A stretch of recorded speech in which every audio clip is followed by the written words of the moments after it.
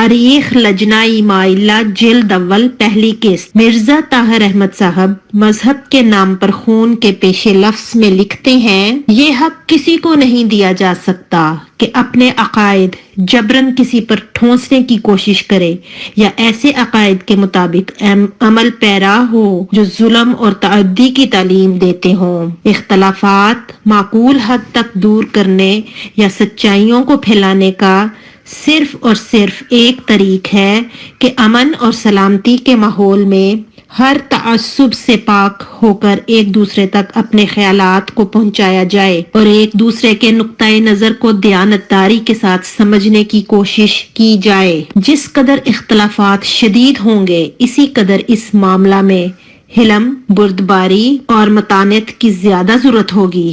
اس بات کی ضرورت ہوگی کہ اشد ترین مخالفت کے معاملہ میں بھی انصاف کا دامن ہاتھ سے نہ چھوڑا جائے اور نظریاتی اختلافات پر سیخ پا ہو کر نعرہ ہائے جنگ بلند کرنے کی عادت ترک کر دی جائے۔ افسوس کے ساتھ کہنا پڑتا ہے کہ احمدی اپنے امام کے فرمان کو ہی پس پشت ڈال دیتے ہیں۔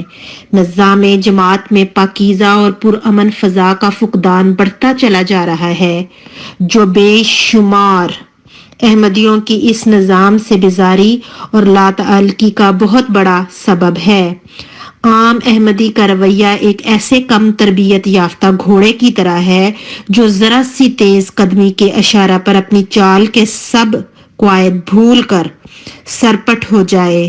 الا ماشاء اللہ، احمدیوں کا اختلافی گفتگو کا معیار ایسا ہے کہ جس میں ضبط اور بردباری کے سب دائرے توڑ کر نکلتے چلے جانا۔ جماعت احمدیہ کے دوسرے امام تھے۔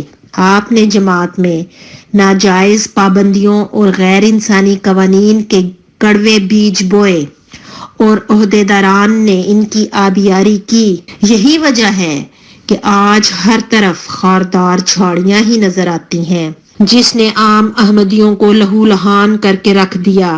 امن اور یکجہتی کا فقدان ہو گیا۔ مرزا طاہر احمد صاحب فرماتے ہیں کہ مذاہب کی تاریخ کے مختلف حوالہ جات سے ثابت ہے کہ مذہب کے نام پر ظلم کرنے والے ہمیشہ لامذہب ہوا کرتے ہیں، یا پھر وہ لوگ ہوتے ہیں جن کے اندر حقیقی مذہب کا شائبہ بھی باقی نہیں ہوتا، جن کے مذہب امتداد زمانہ سے بگڑ کر کچھ کے کچھ بن چکے ہوتے ہیں، یا پھر ایسے مذہبی علماء اس ظلم کے ذمہ دار ہوتے ہیں جن کا مذہب سے تعلق محض نام کا ہوتا ہے۔ ان کے دل روحانیت، رحمت، شفقت اور خدمت خلق کے پاکیزہ مذہبی جذبات سے عاری ہو کر چالاکی، ریاکاری اور سفاکی کی اماجگاہ بن جاتے ہیں۔ بس ایسے مذہبی رہنماؤں کی بدعمالیاں مذہب کی طرف منسوب کرنا مذہب پر ایک بڑا بھاری ظلم ہے، اور حق بات یہی ہے کہ وہ خدا جو تمام رحمتوں کا سرچشمہ ہے کسی مذہب کے ماننے والوں کو اپنے بندوں پر ظلم کی تعلیم نہیں دے سکتا۔ اگر مرزا محمود احمد صاحب کے 52 سالہ دور خلافت کا جائزہ لیا جائے تو یہ بات روز روشن کی طرح عیاں ہو جاتی ہے کہ مرزا محمود صاحب انہی مذہبی رہنماؤں میں سے ایک تھے جنہوں نے اپنوں پر ہی ظلم اور بربریت کے پہاڑ توڑے۔ اور تو اور مرزا طاہر احمد صاحب کو اس وقت اپنی ہی کہی یہ بات کیوں نہ یاد رہی جب آپ نے درویشان قادیان اور ان کے اہل و عیال کو گھروں سے بے گھر کرنے کے نوٹس جاری کیے، جس کے نتیجہ میں قادیان کے رہائشی شدید قسم کے ذہنی اذیت میں مبتلا ہو گئے اور ایک درویش کے بیٹے کی صدمے سے موت ہو گئی۔ پھر ستم بالائے ستم یہ کہ مرزا مسرور احمد صاحب نے باقاعدہ اسٹامپ پیپر پر دستخط کروا لیے کہ جماعت جب چاہے گی مکانات خالی کروا کر درویشان کے اہل و عیال کو بے گھر کرنے کا حق محفوظ رکھتی ہے۔ باوجود اس کے کہ مرزا محمود احمد صاحب نے درویشان اور ان کے اہل و عیال کے گھروں کی تعمیرات کے لیے اربوں کے حساب سے چندہ جمع کرنے کی اپیل کی، جس سے آپ نے 400 سے 10,000 ایکڑ اراضی سندھ میں خرید کر معصوم قربانی دینے والوں کے جذبات و احساسات کا بلاత్కాر کر دیا۔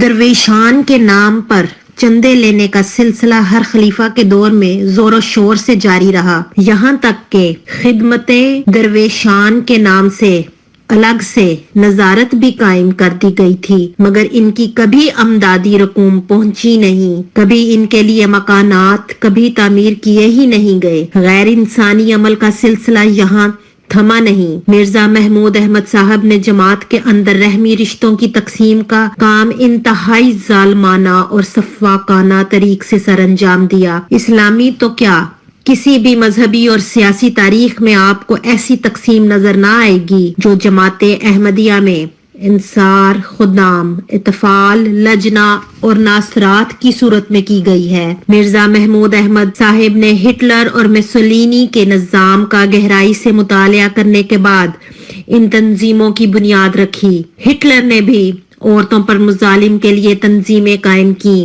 یہاں تک کہ عورتوں بچوں کو زندہ جلتی آگ کے چیمبر میں ڈال دیا گیا، ان کی آزادی سلب کی گئی۔